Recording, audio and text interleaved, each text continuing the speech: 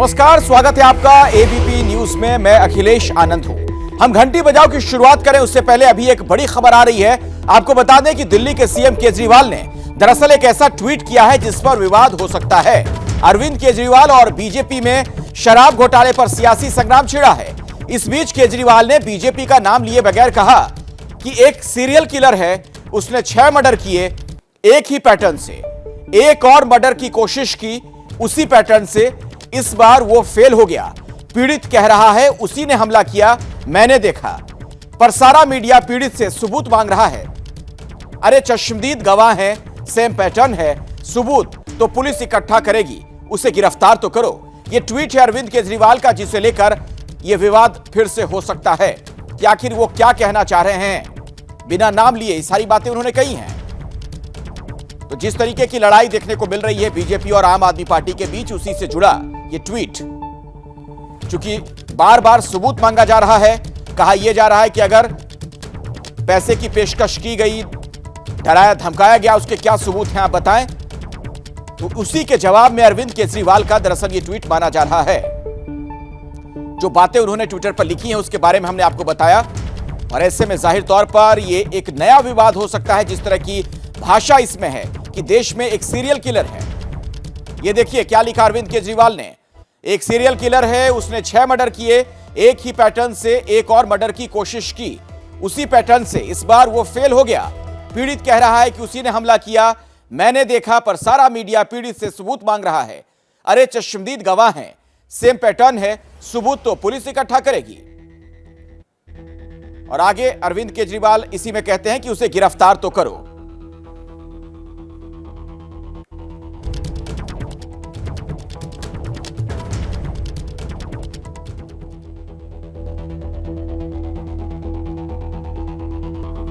और चलिए अब वो शो हम शुरू करने जा रहे हैं जिसका हर रोज बेसब्री के साथ आप इंतजार करते हैं, यानी घंटी बजाओ।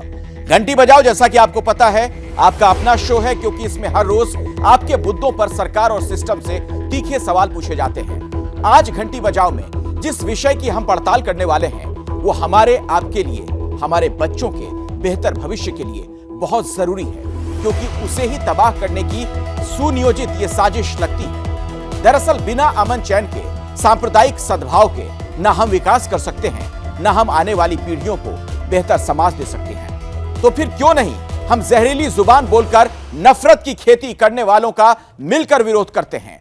अब जरा असदुद्दीन ओवैसी को ही देखिए, बड़ी बड़ी लच्छेदार आदर्श की बातें करते हैं, कानून और संविधान की बातें करते हैं, लेकिन जब उन्हीं की पार्टी के लोग सिर तन से जुदा के नारे लगाते हैं तो उनके खिलाफ कार्रवाई करने की बजाय उन्हें कानून के चंगुल से छुड़ाने में लग जाते हैं। कुछ यही हाल दूसरे खेमे का भी है। तो कुल मिलाकर ये नेता हमें आपको कठपुतली की तरह इस्तेमाल कर अपना सियासी खेल खेलते हैं। तो सावधान हो जाइए ऐसे लोगों से और इनकी नफरती चाल के खिलाफ 8422840000 पर घंटी जरूर बजाइए।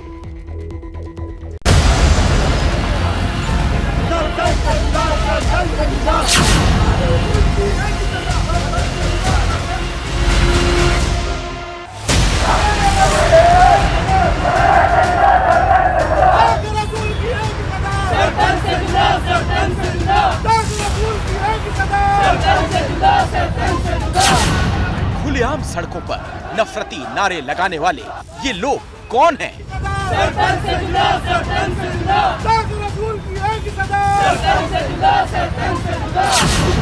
पुलिस थाने में पहुंचकर पुलिस की मौजूदगी में सिर तन से जुदा कहने की हिम्मत करने वाले ये लोग कौन हैं?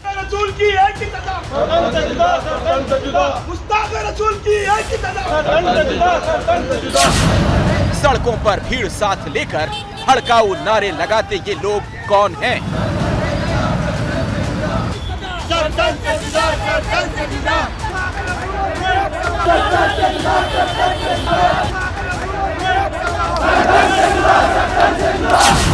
जहरीले नारे लगाती इस जमात के पीछे कौन है?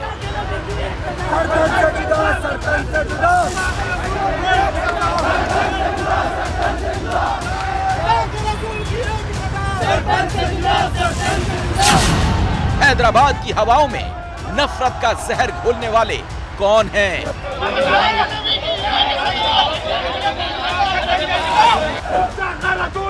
की सरकार।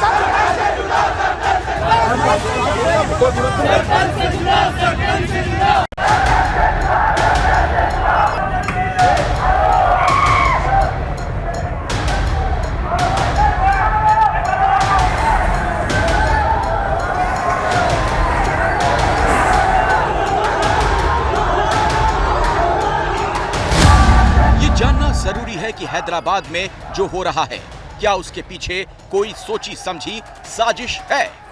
आखिर कहां से और कैसे अचानक भीड़ की भीड़ निकलती आ रही है, सड़कों पर बेखौफ होकर नारेबाजी कर रही है, पुलिस पर पथराव कर रही है।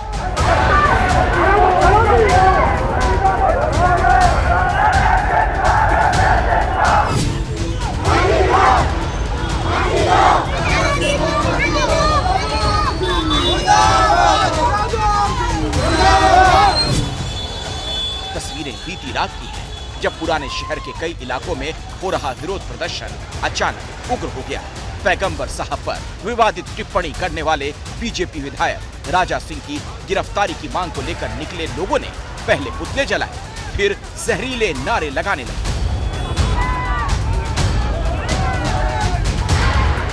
भीड़ को बेकाबू होता देख पुलिस एक्शन में आई, पथराव करने वालों को खदेड़ना शुरू किया। पहले लाठीचार्ज किया, फिर पुलिस ने उपद्रवियों को घरों से निकालना शुरू किया।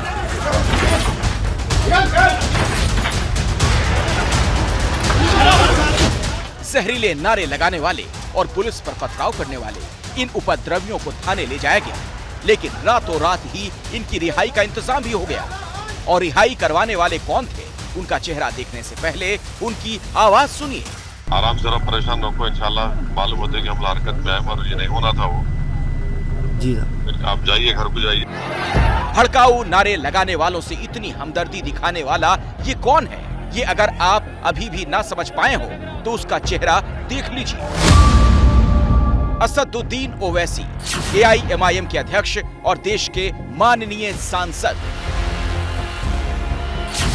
ये वही ओवैसी हैं जो संसद से लेकर सड़क तक संविधान की दुहाई देते नहीं थकते। टीवी कैमरे के सामने आते ही कानून की धाराओं पर धारा प्रवाह भाषण शुरू कर देते हैं। कॉन्स्टिट्यूशन इस बात की इजाजत देता है कि वो किसी को पनिश करें जो हाउस के प्रिविलेज और कंटेम्प्ट करता है। लेकिन वो ये सारा कानून भूल जाते हैं जब बात उनकी सियासत की आती है, मजहबी राजनीति की आती है। इसीलिए हैदराबाद में सिर तन से जुदा जैसे नारे लगाने वालों की रिहाई के लिए वो आधी रात में भी एक्टिव हो जाते हैं। भाई बहुत बुरा हुआ, वो मालूम होते कि मेरे को मुजफ्फर को बोला जी और जो आके मुजफ्फर कॉर्पोरेटर साहब और समस्त कॉर्पोरेटर साहब आके हम लोग रिहा करे और आपका बहुत बहुत शुक्रिया, जज़ाकल्लाह। अब जाओ, 1:30 बज गया, सुबह 1:30 बज रहे, अब जाओ घर में, परेशान होंगे। जी इंशाल्लाह मुजफ्फर समझ लिया कि आप घर पे छोड़ देंगे। जी अच्छी बात है साहब, शुक्रिया साहब। आराम से रहो, परेशान रखो, इंशाल्लाह मालूम होते कि हम हरकत में आए और ये नहीं होना था वो। जी साहब आप जाइए, घर को जाइए, आराम करिए। तो अब सवाल है कि ओवैसी का सच क्या है, जो वो टीवी कैमरों पर कहते हैं, या फिर जहरीले नारे लगाने वाले उपद्रवी से फोन पर कहते हैं। सुनिए, गुरुवार रात को उपद्रवियों को रिहा कराने से चंद घंटे पहले उन्होंने ABP न्यूज से बातचीत में क्या कहा था। पहले भी कह चुका हूँ, आज भी कह रहा हूँ, प्रोटेस्ट में इस तरह के नारे नहीं लगने चाहिए और जिन्होंने नारे लगाए उनको पुलिस ने डिटेन भी किया, अरेस्ट भी किया। लेकिन आपने क्या किया ओवैसी साहब? पुलिस ने जिन्हें अरेस्ट किया, अपने रसूख का इस्तेमाल करके आपने उन्हें रिहा करवा दिया।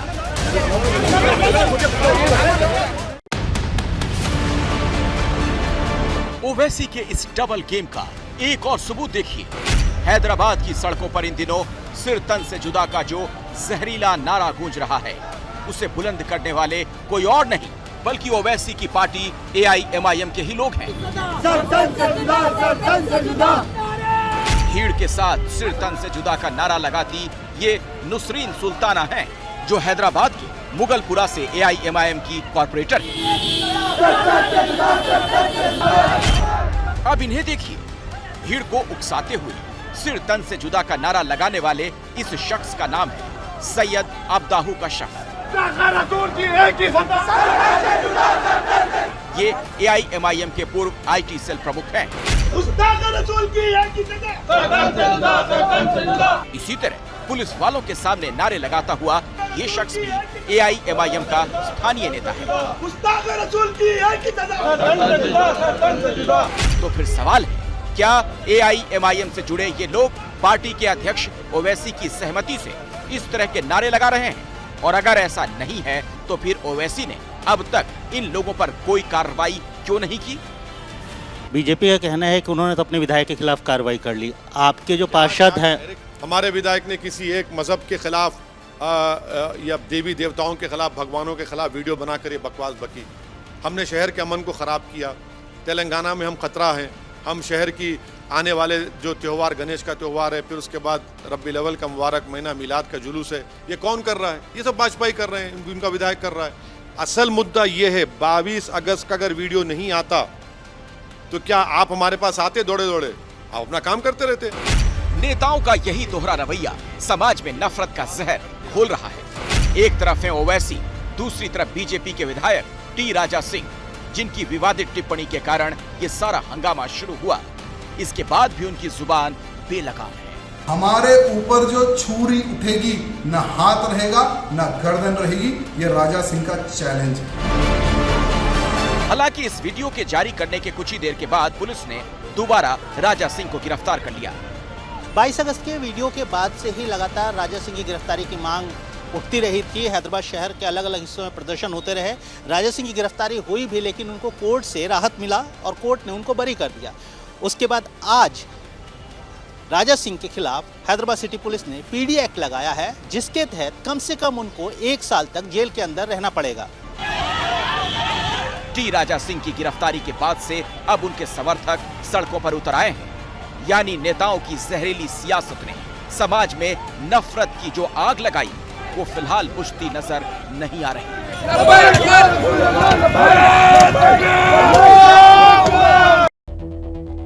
तो बात करेंगे देश के IT सिटी की, यानी बेंगलुरु की। बेंगलुरु से हम आए दिन गड्ढों के तांडव की खबरें सुनते हैं और ये सिलसिला लंबे वक्त से यूं ही चला आ रहा है। लेकिन अगर 1 महीने के अंदर ही गड्ढा लील ले 2 जिंदगियां, तो मामला और भी ज्यादा गंभीर हो जाता है। इसी हफ्ते जब एक शख्स की गड्ढे से हुई मौत की तस्वीर CCTV में कैद हुई, तो मामले की जानकारी लेने निकली ABP न्यूज संवाददाता पिंकी राजपुरोहित। और जैसे जैसे वो इस मामले की गहराई में पहुंची, तो एक से एक चौंकाने वाले खुलासे हुए। IT सिटी से पॉटहोल सिटी बनने के इस सफर की कहानी में विभागों की मिलीभगत दिखी और जिम्मेदारी लेने वाले मुंह मोड़ते नजर आए। तो आप देखिए ये रिपोर्ट और 8422 840000 पर मिस्ड कॉल देकर जनता की जान के साथ मजाक करने वालों की घंटी बजाइए।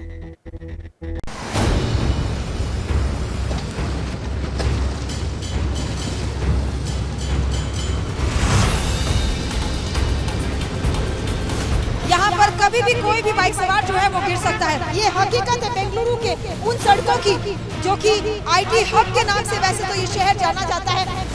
बेंगलुरु 2017 मौत की रोक।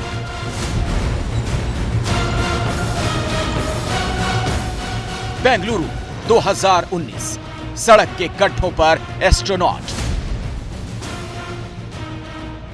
बेंगलुरु 2021 गड्ढों में IT सिटी। शहर भर में किस तरह से गंदे रोड और इन पॉटहोल्स का सामना हर दिन आम आदमी को करना पड़ता है। बेंगलुरु 2022 यमराज की सवारी, मौत को दावत। बेंगलुरु की जो सड़कें हैं वहाँ पर कब आपकी गाड़ी के पीछे यमराज सवार हो, या आप खुद अनुमान नहीं लगा सकते। ये रोड में जो पॉटहोल है उसमें से वो गिरा है और उसको सिर के ऊपर चोट लग गया था। ऐसे ही जान निकलते जाए ये लोग इग्नोर करते जाए। पॉटहोल के कारण डेथ होती जा रही है, ये स्टेटमेंट जो आपने बोला उसको मैं अभी स्वीकार नहीं कर रहा हूँ।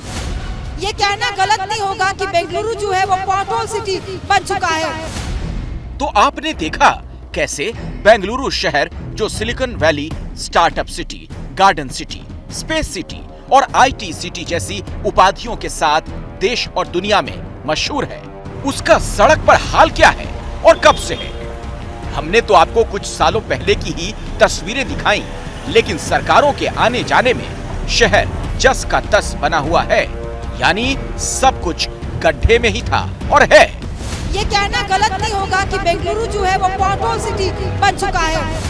पॉट होल यानी सड़क के गड्ढे और पॉट होल सिटी यानी गड्ढों वाला शहर। शहर जहां सड़कें लगातार मौत का पैगाम ला रही हैं। लगातार जिस तरह से बेंगलुरु में पॉटहोल के कारण मौत हो रही है, हर बाइक सवार जो है वो यही सवाल घर से निकलते वक्त अपने जहन में लेकर जाता है कि क्या शाम को सेफली मैं घर भी लौट पाऊंगा या नहीं, क्योंकि बाइक सवार सिर्फ एक नहीं बल्कि ऐसे कई पॉटहोल से होकर अपनी मंजिल तक जाता है और फिर घर लौटते वक्त ये भी नहीं पता होता कि क्या वो सुरक्षित लौट भी पाएगा।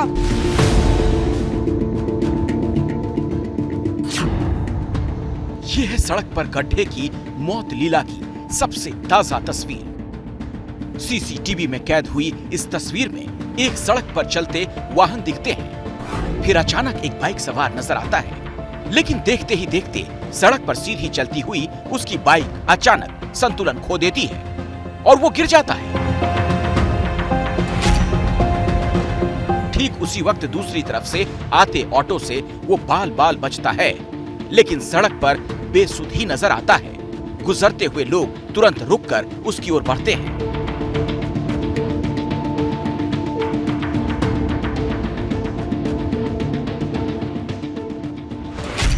ये रोड में जो पॉट होल है उसमें से वो गिरा है और उसको सिर के ऊपर चोट लग गया था और वहीं पे उसको कान में सभी ब्लड आने लग गया था।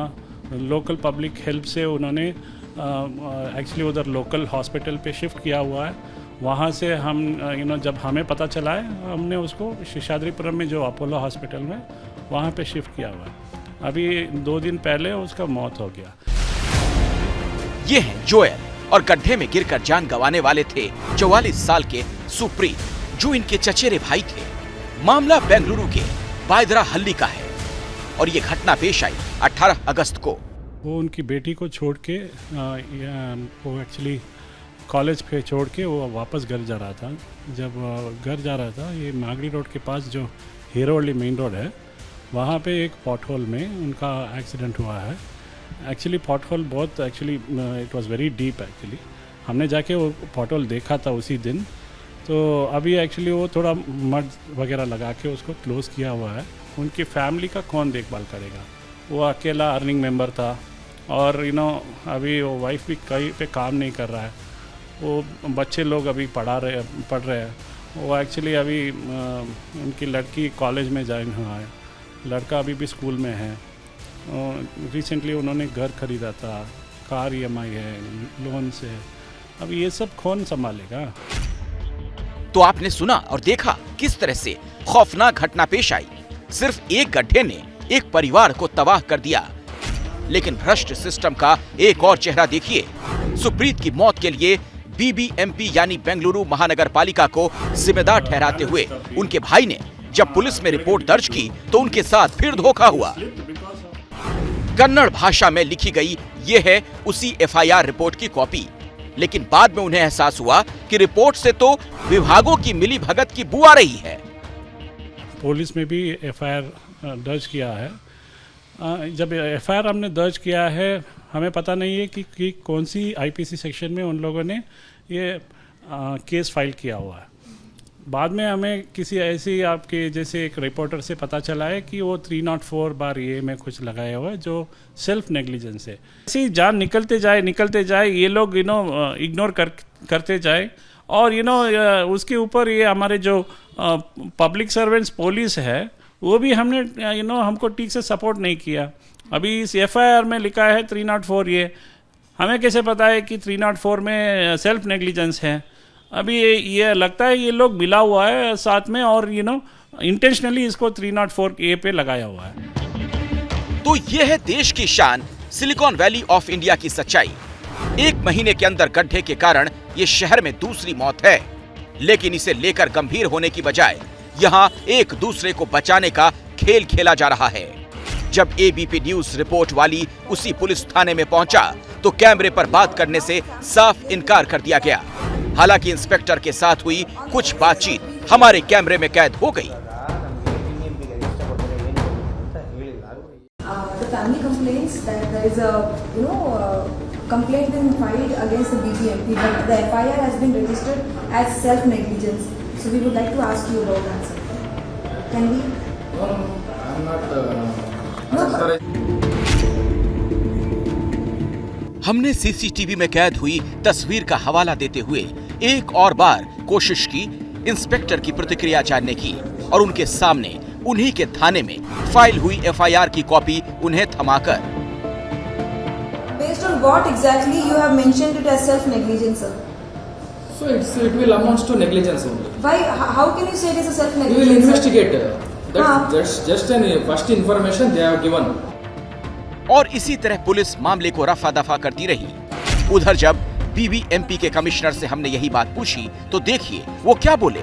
इसने जो है सेल्फ नेग्लिजेंस का नाम दिया, जबकि सीसीटीवी में क्लियरली दिख रहा है कि पॉटहोल के कारण। पुलिस से पूछें, क्योंकि वो जो हमारा इन्वेस्टिगेटिंग ऑफिसर होते हैं वो इंडिपेंडेंट होते हैं। हम कुछ भी बोलेंगे तो उसका दूसरा मतलब भी निकल सकता है, इसलिए हम उसके बारे में नहीं बोलना चाहते हैं। दूसरी तरफ बीबीएमपी ने अपनी कारस्तानियों पर मिट्टी डालनी शुरू कर दी। बेंगलुरु में पॉटहोल सिर्फ दो ही मौकों पर भरे जाते हैं, या तो किसी वीवीआईपी मूवमेंट के दौरान या फिर जब किसी की मौत होती है। यानी पॉटहोल भरने के लिए अगर किसी की मौत होती है तभी बीबीएमपी जागता भी है। ये हम नहीं बल्कि यहाँ ये तस्वीरें इसकी गवाही देती है। ये पॉटहोल वही है जहाँ पर सुप्रीत ने अपनी जान गंवाई, लेकिन जैसे ही उसकी मौत होती है उसके बाद आप देख सकते हैं कि अपने लापरवाही को भरने के लिए किस तरह से इस पॉटहोल को भरा गया है बीबीएमपी के द्वारा। लेकिन बीबीएमपी की मुस्तैदी सिर्फ अपने गुनाह छुपाने तक ही दिखी। सुप्रीत की मौत जिस पॉटहोल के कारण हुई, मौत के बाद उसे तो भर दिया गया, लेकिन 100 मीटर से भी कम की दूरी में अगर आप देखेंगे तो आपको कई पॉटहोल्स और दिखेंगे। यानी जिस पॉटहोल से जान गई सिर्फ वही पॉटहोल भरा गया। और उसके बाद आप देख सकते हैं ये तमाम जो पॉटहोल्स आप देख रहे हैं, यहाँ पर कभी भी कोई भी बाइक सवार जो है वो गिर सकता है। सिर्फ यहाँ नहीं, ये मेन रोड है, यहाँ पर आप देखिए कि किस तरह का ये रास्ता है जहाँ पर इस तरह के ये पॉटहोल्स आपको जगह जगह पर दिखाई देंगे। केवल 100 मीटर की डिस्टेंस में जो है अब तक कम से कम 10 से 12 पॉटहोल्स जो है हमें दिखाई दिए हैं। और रोजाना बाइक सवार के लिए इस तरह के ये पॉटहोल्स जो है वो कहीं ना कहीं मौत साबित हो रहा है। अगस्त के इसी महीने में 11 तारीख को 10 साल के एक बच्चे ने गड्ढे की वजह से अपनी जान गंवाई जब वो पिता के साथ पीछे बैठा था। गड्ढे की वजह से गिरा और पीछे से आ रहे ट्रक ने मासूम को कुचल दिया। सितंबर 2021 में स्कूटर चलाते हुए गड्ढे की वजह से गिरने पर दिव्यांग 65 साल के खुर्शीद नाम के शख्स की मौत हुई। मार्च 2021 में बैलेंस बिगड़ने पर बाइक से गिर जाने की वजह से आईटी सेक्टर में काम करने वाले 27 साल के अश्विन ने अपनी जान गंवा दी। जनवरी 2021 में 38 वर्षीय शर्मिला गड्ढे से खुद को बचा रही थी, तब तक ट्रक ने उन्हें कुचल दिया। पिछले साल 19 साल की MBBS छात्रा तस्दीक भी गड्ढों की शिकार हो गई जब पॉटहोल के कारण ट्रक बुशरा पर चढ़ गया। लेकिन मौत के गड्ढों के बीच अब भी ये IT सिटी रोज हिचकोले खा खाकर और गड्ढों से खैर मनाकर किसी तरह तौबा तौबा करते हुए सड़कों से गुजरने को मजबूर है। खुद ABP न्यूज संवाददाता पिंकी राजपुरोहित ने स्कूटी चलाकर जनता का दर्द महसूस किया। सड़कों की मरम्मत या गड्ढों को सिर्फ तभी भरा जाएगा जब या तो कोई VVIP यहाँ पहुँचेगा या फिर किसी की मौत होगी। ये सवाल हम बार बार सिर्फ इसलिए पूछ रहे हैं क्योंकि बेंगलुरु की जो सड़कों की हालत है उसने न सिर्फ हमें बल्कि कर्नाटका हाईकोर्ट को भी यही सवाल पूछने पर मजबूर कर दिया है। आप खुद सोचिए कि आखिर ऐसी सड़कों पर गाड़ी कैसे चलाई जाए, आखिर किस तरह से लोग जो है वो अपनी जान को इसी तरह से जोखिम में डालते हुए बेंगलुरु की सड़कों पर सवार करेंगे। ये है बेंगलुरु का मल्लेश्वरम इलाका जहां बीजेपी का हेडक्वार्टर भी है। Pick up my daughter and get her from the school. It's very tough because if you see here, and this is very close to the BJP party office as well, and the roads are so bad that many times my wife has fallen couple of times. 9 months से कुछ भी काम नहीं हो रहा है, काम कर रहे थे आधा काम करता है, आधा छोड़ कर जाता है। और सबकी सुन लेने के बाद जरा BBMP के कमिश्नर की भी सुन लीजिए। जवाब मिलेगा नहीं, लेकिन शहर में होती मौत के बीच गड्ढों को लेकर अपनी जिम्मेदारी कितनी समझते हैं ये साफ हो जाएगा। पॉट होल को ख़त्म करने में 3 से 4 दिन या 1 हफ्ते तक भी लग जाता है, लेकिन उससे ज़्यादा हम टाइम नहीं दे रहे हैं। उस 1 हफ्ते में फिर से नए पॉट होल्स आते हैं, इसलिए एक ऐसा बोलना कि आज के दिन के बाद कोई पॉट होल नहीं होगा, वो संभव नहीं है। बेंगलुरु में कभी यमराज बनकर तो कभी अंतरिक्ष यात्री बनकर गड्ढों के मौत के खेल की ओर जनता लगातार सरकार का ध्यान खींचने की कोशिश करती रही, लेकिन लगता तो यही है कि सिर्फ हर मौत से ही हर गड्ढा भरेगा, बाकी भगवान भरोसे।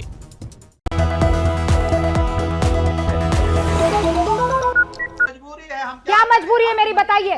मैं अभी आपको बताती हूँ कि मैंने ओए होए होए होए नमकीन के चटकारे लेते हुए टकटकी मार के डिबेट शो को पॉज रिपीट कर करके देख रहे हैं जोगिंदर जी। इनकी तरह आप भी देखें अपनी फेवरेट डिबेट्स को रिपीट कर और डाउनलोड कीजिए एबीपी लाइव ऐप अपने स्मार्ट टीवी पर।